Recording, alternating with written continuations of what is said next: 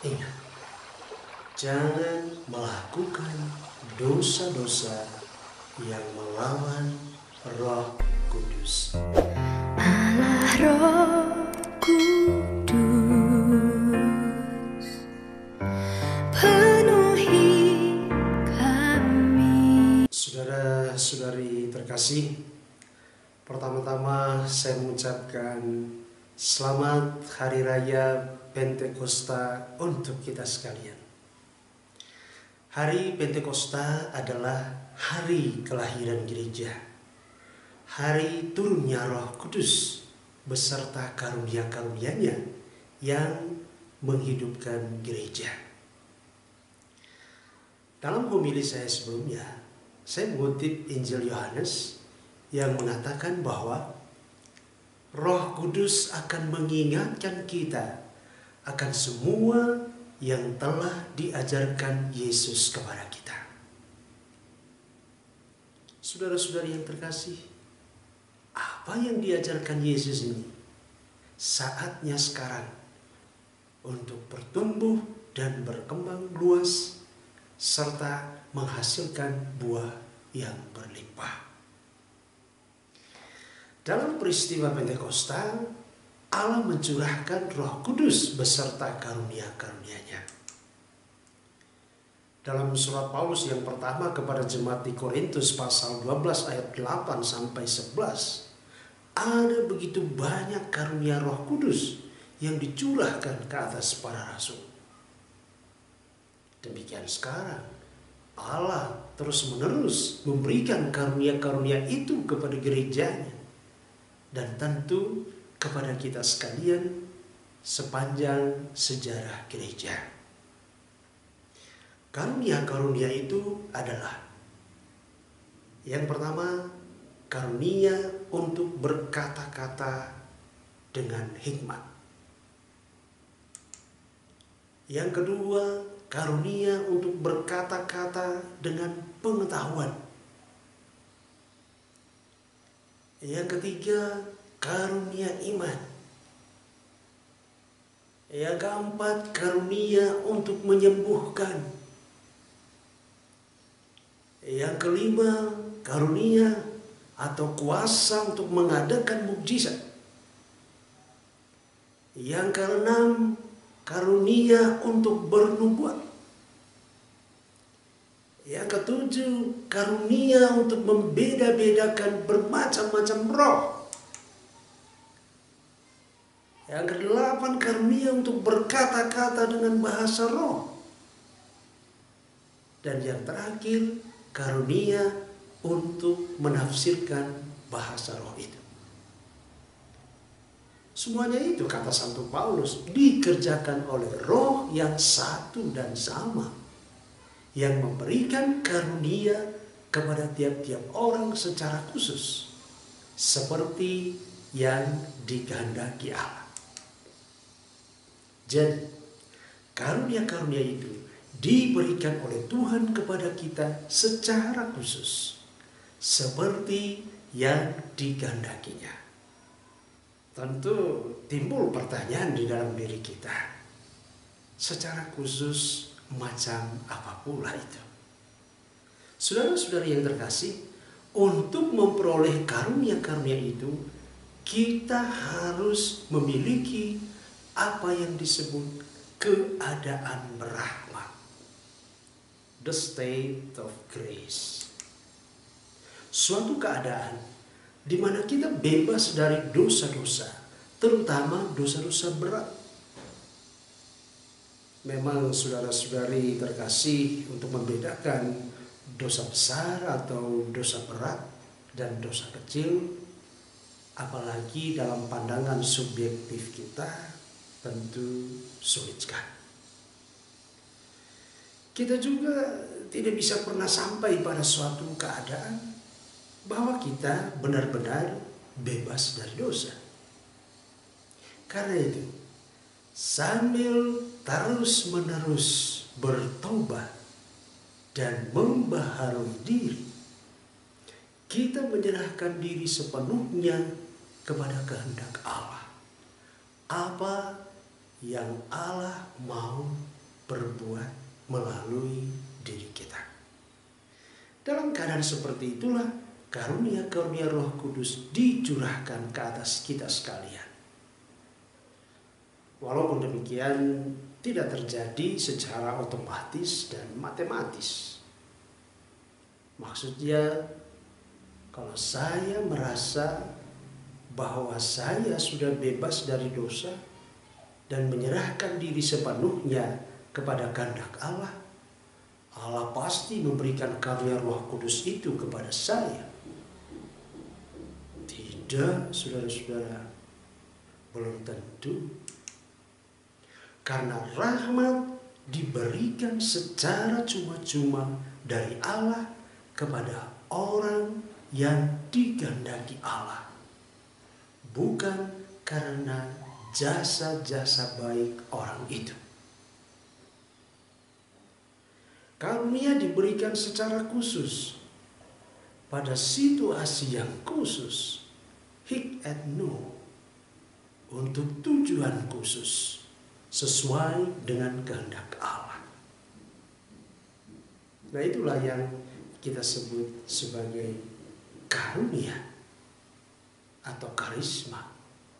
Dan itulah yang dimaksudkan oleh surat Paulus yang pertama kepada jemaat di Korintus tadi. Saya memberi contoh. Misalnya, seseorang mempunyai karunia untuk menyembuhkan.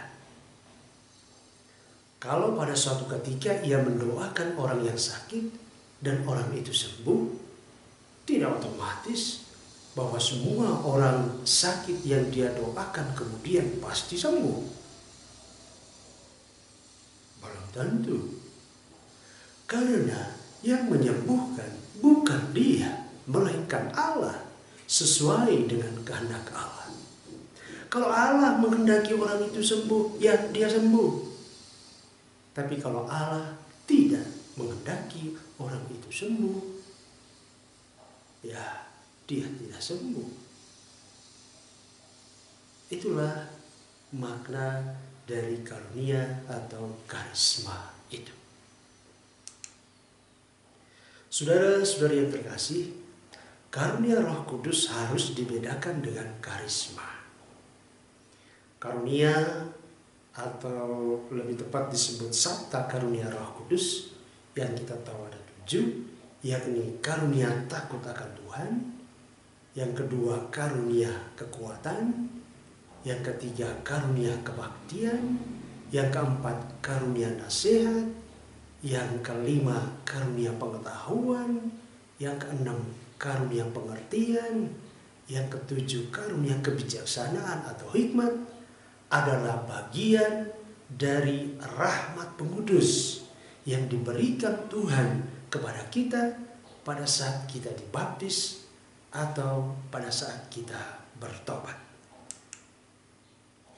Karunia Roh Kudus itu berkembang sejalan dengan berkembangnya iman, harapan dan kasih kita kepada Tuhan. Karunia-karunia itu berkembang dalam pertumbuhan rohani kita. Karunia yang disampaikan dalam 1 Korintus pasal 12 ayat 8 sampai 9 itu lebih tepat disebut karisma. Karisma atau karunia-karunia istimewa ini dulu diberikan kepada para rasul dan orang kudus. Tetapi dewasa ini karisma itu diberikan kepada setiap orang yang percaya. Seperti yang dikatakan oleh Yesus sendiri dalam Injil Markus pasal 16 ayat 17. Tanda-tanda ini akan menyertai orang-orang yang percaya. Mereka akan mengusir setan-setan demi namaku. Mereka akan berbicara dalam bahasa-bahasa yang baru bagi mereka. Mereka akan memegang ular. Dan sekalipun mereka minum racun maut, mereka tidak akan mendapat celaka. Mereka akan meletakkan tangannya atas orang sakit dan orang itu akan sembuh. Saya mau komentar sedikit, ya khususnya memegang ular dan meminum racun maut, ya hati-hati. nanti bukannya Anda hidup, tetapi tewas di tempat. Jadi jangan mencobai Tuhan Allahmu. Nah, saudara-saudara yang terkasih, karunia itu sekarang diberikan bukan saja kepada para rasul atau orang-orang kudus Sabto dan Santa, tapi juga kepada kita sekalian. Karena dalam Injil tidak dikatakan bahwa tanda-tanda ini akan menyertai Santo dan Santa atau orang-orang kudus, tetapi menyertai orang-orang yang percaya. Saudara-saudari, dalam kenyataannya istilah karunia Roh Kudus dan karisma itu dipakai bersamaan walaupun dalam arti yang berbeda. Perlu kita pahami juga bahwa jangan menyamakan karisma dengan bakat-bakat. Seperti bakat main gitar, ya bakat main voli. Walaupun karunia Roh Kudus dan karisma menyempurnakan bakat kodrat di kita. Karisma Roh Kudus dan bakat-bakat bukan dua hal yang bertentangan. Karisma dan kurnia atau karunia menyempurnakan bakat kita. Seorang misalnya yang mempunyai bakat untuk memimpin, kalau dia memperoleh karunia Roh Kudus, maka dia kemudian menjadi seorang pemimpin yang karismatis. Saudara-saudari yang terkasih, sekarang saya berbicara tentang 6 dosa melawan Roh Kudus Allah. Yang pertama, putus asa. Mengapa putus asa merupakan dosa melawan Roh Kudus? Karena orang yang putus asa tidak percaya pada belas kasihan Allah. Dia merasa bahwa dosanya terlalu berat untuk diampuni Tuhan. Contohnya dalam kitab suci adalah Yudas. Setelah mengkhianati Yesus, setelah menjual Yesus, dia putus asa berat. Kemudian gantung diri. Dia tidak mau kembali kepada komunitas para rasul. Gengsi barangkali. Dia tidak mau bertobat. Akhirnya dia bunuh diri. Pada zaman kita sekarang ini banyak sekali kasus bunuh diri. Saya yakin karena mereka itu putus asa berat di dalam hidupnya. Dan merasa bahwa Allah tidak menolong dan memperbaiki hidupnya. Atau juga karena dikuasai oleh roh-roh jahat. Bunuh diri adalah dosa melawan Roh Kudus Allah. Itulah sebabnya mereka yang bunuh diri tidak dibuat misa penguburan. Yang kedua, dosa melawan Roh Kudus Allah adalah berkanjang di dalam dosa. Ada beberapa orang yang tidak mau bertobat, melakukan dosa-dosa yang sama terus-menerus, dan tidak ada usaha untuk berhenti melakukan dosa, meski sudah mengaku dosa yang sama berulang-ulang. Dia menganggap Roh Kudus hanya sebagai instrumen untuk menghapus dosa. Dosa ketiga melawan Roh Kudus Allah adalah iri hati dan benci.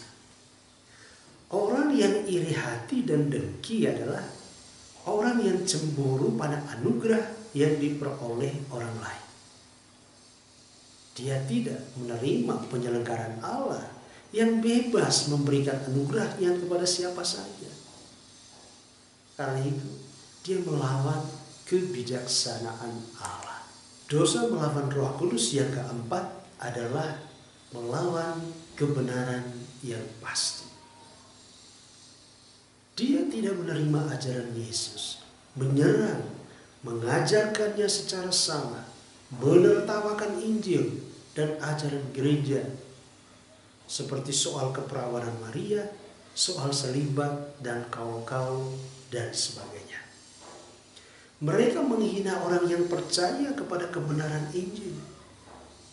Dosa mereka tidak dapat diampuni jika sampai akhir mereka tidak bertobat. Dosa melawan Roh Kudus yang kelima adalah menolak rahmat terus-menerus. Mereka berdosa terhadap Roh Kudus karena mereka terus-menerus menolak bisikan untuk bertobat sampai akhir hayat. Mereka mengerti ajaran gereja Katolik, tetapi menolak dan meninggalkan gereja, murtad sampai akhir hidup mereka. Dosa melawan Roh Kudus yang keenam adalah penolakan akhir untuk bertobat. Mereka berkanjang sampai akhir hayat di dalam dosa, menjadi musuh Allah sampai akhir hidup mereka. Ini dosa yang tidak dapat diampuni. Saudara-saudari, Yesus berkata dalam Injil Matius pasal 12 ayat 31 sampai 32.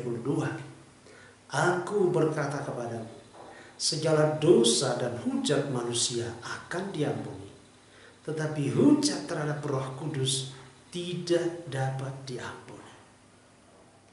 Apabila seorang mengucapkan sesuatu menentang anak manusia, ia akan diampuni. Tetapi jika ia menentang Roh Kudus, ia tidak dapat diampuni. Di dunia ini tidak, dan di dunia yang akan datang pun tidak. Saudara-saudari terkasih, mari kita bertobat dan terus-menerus membaharui diri kita di dalam roh dan kebenaran.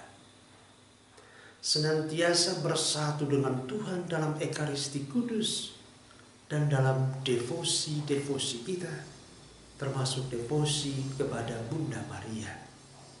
Menyerahkan diri kita sepenuhnya kepada kehendak Allah, agar kita menerima karunia-karunia Roh Kudus itu. Dan ingat, jangan melakukan dosa-dosa yang melawan Roh Kudus Allah. Semoga amin.